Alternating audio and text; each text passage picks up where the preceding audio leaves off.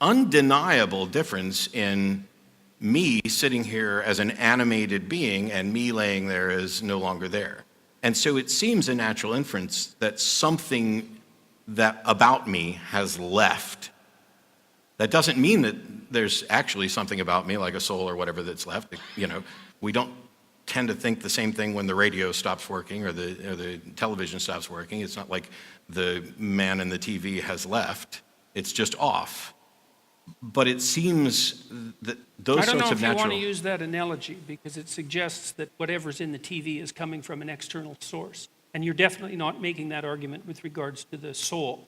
Well, the TV station isn't in my living room, so there's at least some external source sending it to there. Right, but that's exactly my point. Yeah, that's all I was going for. You can make a case that consciousness isn't exactly in your head either, even though it's localized there. So why would I think consciousness is anywhere other than my head? Well, how do you account for consciousness? Well, I'm not sure that we can account for consciousness. This is definitely true. But yes. See, and that's I have another no reason to think that it's beyond, what the brain produces. The fact that something's mysterious doesn't mean that, if something's mysterious... Consciousness isn't just mysterious. It's like really mysterious. It's the most mysterious thing. Okay, well, right? It's not like ordinary mysterious. The fact that something is really mysterious to the point where I think you and I would agree that we don't have an explanation for it. Mm-hmm. Okay, if there was something like that, we'll say that it's maybe consciousness. We agree we don't have an explanation, or at least a complete one for consciousness? Or even a partial one. Okay, sure. So, it seems vaguely associated consciousness with the brain. Is really mysterious, and you and I have no explanation for it. As human beings, we're uncomfortable with saying, I don't know. This is something I'm trying to teach people to become more comfortable with, is to say, I don't know. And so when you ask me about consciousness, my answer is, I don't know. But for other people, they're so uncomfortable with I don't know that they posit an explanation that they cannot justify, something is untestable and unfalsifiable, and that is that there's a ghost in the machine. Hmm. I can't make that leap because it is entirely speculation without support. It seems intuitively right because of how we view the world. And yet, I would rather say, I don't know, and then continue to explore it, because I worry that by asserting what the explanation is, you stop looking for the actual explanation. Okay, so you made the case that part of the reason that we assume beings is because there's a being that seems lacking in death. Hmm? And that was associated, I had asked the question about why people attribute their mystical experiences to supernatural beings. So we kind of went off on a little bit of a tangent there, but it was related. So we could say, well, your idea is something like people personify the soul for obvious reasons, and they also have a hyperactive agency detector, and so it's the combination of whatever mechanisms that produce that Sure. allow them to attribute supernatural personification to the source of mystical experiences. It's Sure. something like that. Yeah, okay. So let me ask you something. We'll get back to that, maybe. That's fine. Let me ask you something about consciousness. You tell me what you think about this, okay? All right, so this is how it looks to me. I mean, there's lots of ways of thinking about how people interact with the world. But I think this is how we treat ourselves and other people as we see them acting in the world. And so I would say it's indicative of our deepest belief, because I think belief is associated with action. So the way consciousness appears to me is that it's a faculty, let's say, that confronts possibility. We'd call that possibility, well, sometimes possibility, sometimes we call it potential, like your potential. Sometimes we call it the future. So I don't see us as driven deterministically like clocks, which is apparently, I think, although I've been accused of misunderstanding Sam Harris before, but I think that's the argument that he makes. I see us instead as agents confronting a landscape of possibility. And that what consciousness does is enable us to shape that possibility into actuality. And we do that with whatever it is that allows us to make decisions. I think that our legal system is basically predicated on the idea that that's true. I think that if you treat yourself that way, that works. I think if you treat other people as if that's their basic characteristic and perhaps their value, that you get along with them. And I think that if you organize your society on that presupposition, it appears to be functional. So what do you think about the idea of consciousness as confronting a landscape of possibility or potential? Is there Sure. something? So I don't know that I have that much of an issue with anything in particular that you've said.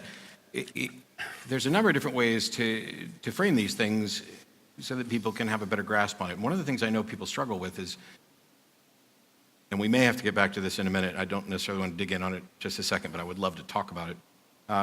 This idea that absent a God, there's no moral authority. This is a fear that many people have. And when you're talking about viewing consciousness as the way you describe consciousness is what I would probably call our agency. Okay. And while I don't think that we have libertarian free will, I'm on record as being a compatibilist along with Dan Dennett. But I also had another discussion recently, so I'm going to clarify it because of that discussion. I'm fine with the idea that we have a will, that we have desires, that we are an agent that is also capable of self-reflection to see what are the consequences of my action moving forward. To me, it does not matter if that is ultimately deterministic like clockwork, or if there was something that could trump determinism. Oh, I shouldn't have said Trump. I'm so sorry. If there was something that could actually overcome the deterministic view, that doesn't change to me the fact that you would be the agent responsible for your actions. Now, when my lawnmower acts up, I will sometimes anthropomorphically, cuss it out. Yeah, it's hard to get rid of those vestiges of religious behavior. But yeah, it is. Touche. I mean, although at least I got rid of them. I haven't seen you interact with your lawnmower yet. But at the end, I recognize that the lawnmower is not a thinking agent that is not making decisions. And so that difference between there is where I would inject the sort of ideas about moral responsibility. Sam Harris and I had an argument in Chicago about free will, and I was pointing out that he could walk over and step off the end of the stage, or I could pick him up and carry him and drop him off the stage, and at the end, the effect would essentially be the same. But the conflict between those two is everything that I describe as will. Whether you want to call it free or not, I think that's what we value. That's what we care about. I would be responsible for that action. I would be acting in opposition to what the other agent wanted. And I don't know that you have to... And there would be something hypothetically wrong about that. Yes. Okay, good. So that's close. We can get to the morality thing, because I think the next question I had, unless you wanted to follow up on that, is a lot of, like I was saying earlier, it seems that you're talking a lot about, you haven't addressed the issue, and I'm not going to push back on it because I want to move on to some other stuff. I'm getting there. Of whether or not there is good reason to believe there actually is a God, as opposed to whether there are good reasons for people to believe that there actually is a God. Dan Dennett describes, there are people who believe, and then there are people who believe in belief, that there's value. And from what you said here and in some other comments, which I'm not going to saddle you with, I'm curious, irrespective of whether there's a God, what is it that you fear we would lose if people stopped believing that there was a God, or believing there was value in believing there was a God? We'd lose the metaphoric substrate of our ethos, and we'd be lost. And so I'm I think Nietzsche an was uneducated, right about that. So I really want to know, and I'm not being a dick. I want to know what you mean by metaphorical substrate, because saying we're going to lose it. So there's the idea. When I ask, what do you think we're going to lose? There's two things. One is there's something that you and I would both agree we should try to keep. Yeah. And there are other things that you and I might disagree on whether or not we should keep it. Because when people say to me, if we go down the road with Dostoevsky, that, if there is no God, everything's permissible. First of all, I don't think that's remotely true, because I have... He makes a pretty vicious case for it, beyond good and evil. And despite the fact that it sounds monumentally arrogant, I think I can demolish that case in about 2 minutes with his secular morality lecture. Well, I think the first part of that statement is right, but not the second one. And we could find out.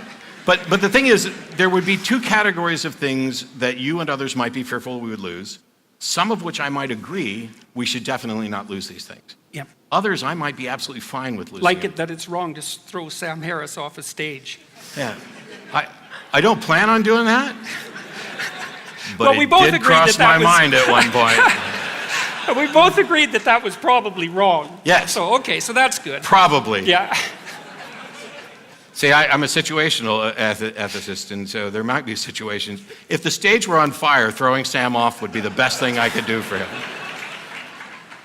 So what do you think? What do you think we're likely to lose? What bothers you? And when you say metaphorical substrate, I'm probably just monumentally ignorant, but I really don't think I have a good understanding of what you mean. Well, there's levels of thought. I mean, every thought structure, let's say, every belief structure is multi-leveled, like a piece of music. And there's the word in a phrase, and then there's the phrase, and then there's the sentence, and then there's the paragraph, and then there's the sequence of paragraphs within which the paragraphs are uttered, and then there's a broader context of interpretation within which all of that is interpreted. And then there's our emotional and motivational similarity, and then there's our embodiment in the world. And all of those things are operative at all times when we're understanding one another. And as you move outside the realm of the linguistic, like the paragraph level, let's say, into the realm of the emotional and motivational and embodiment and embodied, you also move into the metaphorical. And the metaphorical is structured in a particular way. And this is quite well documented, by the way. I mean, if you look at how the hemispheres interact, so the left hemisphere, broadly speaking, and I'm not oversimplifying this except that we don't have much time, is linguistic. But the linguistic utterances are understood in the context provided more by the right hemisphere, which is nonverbal and which attends to things like the music of language. And so at the bottom of a linguistic structure, there's something that's extra linguistic, and it tends to take form in metaphor and narrative and drama and that sort of thing. And the religious landscape is the narrative, metaphor, drama landscape. And if you disrupt it, then you blow apart the widest possible context within which the specific utterances are rendered comprehensible. Okay, so I followed all that, shockingly. Anytime you were talking about science and hemispheres and all this other stuff. So when you're talking about the broader context, if we lose belief in a God, we lose that metaphorical substrate that is the broader context in which we evaluate these narratives. Yeah, that really grinds them into our bodies, that makes them things we believe rather than just think. Sure, but see, you didn't what just is it about think, the you narratives? didn't just think that it was wrong to throw Sam off the stage. God, Sam's going to be pissed when he hears it. Yeah. Well, that's okay. Well, so